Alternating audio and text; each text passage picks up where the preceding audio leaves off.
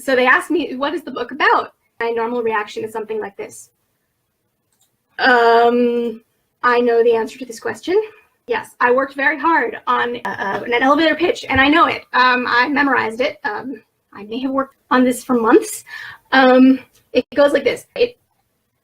It's about an American Jew and a Christian Spaniard who travel to Madrid together to research their family histories and the story of their ancestors in 15th century Spain. And they kind of look at me like, why do you not know what your own story is about? How can it be that a kind, caring, devout woman like you would be condemned to eternal damnation? He continued. That makes no sense. It had not mattered to me nearly as much before I actually sat in front of someone I care about who I believe absolutely does not deserve an eternity of suffering and contemplated that question.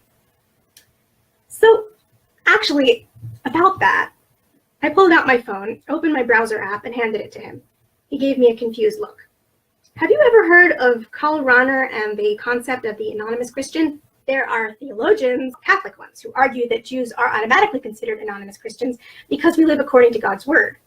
Bottom line is, maybe you won't miss me in your heaven after all. Manuel stared at me incredulously. Of course, I went on, I think it's a bit of a stretch considering the basic foundations of your theology, but hey, I'm Jewish. What do I know?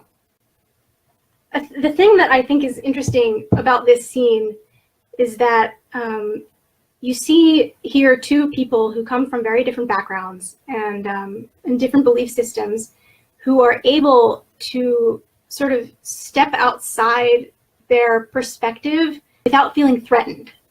How do we create that trust? You see these two people kind of feeling each other out a little bit at first. There's even a conversation towards the beginning where Alma says, are you sure you're okay with, having my number and, working with the Jesus killer? Because I don't want to ruin your priesthood prospects or anything. And Manuel kind of looks a little bit offended. And then he says, well, are you sure that you're okay working with a Catholic boy? Because I don't want to, invoke the wrath of a Jewish mother. And then she kind of looks at him and there's this sort of awkward pause. And he says, that was a joke. I think they use humor a lot in their conversations and in the way that they deal with sort of their differences. And sometimes that humor works and relieves the tension, and sometimes it actually makes it worse. You considered converting to Christianity? Not sincerely, of course, but your mother, she was already quite ill before we left. I was afraid she wouldn't survive the move. I thought that we could pretend and live as many of our neighbors and friends had been forced to, keeping the Torah in secret, but she would hear none of it. She told me she would rather die on the way out of Andalusia than raise you as a conversa. I have often asked myself if I should have refused to listen to her, but only God knows what might have been had we stayed in Seville. I think we see that Abraham had this impossible choice and is still not really sure that he made the right decision.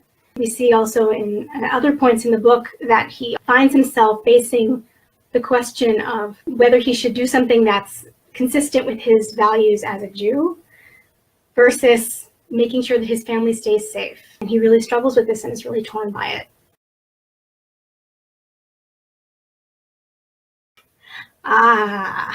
This is a complicated question to ask a fiction writer because, what does autobiographical mean? Most of the things that happen to the characters in the books did not happen to me.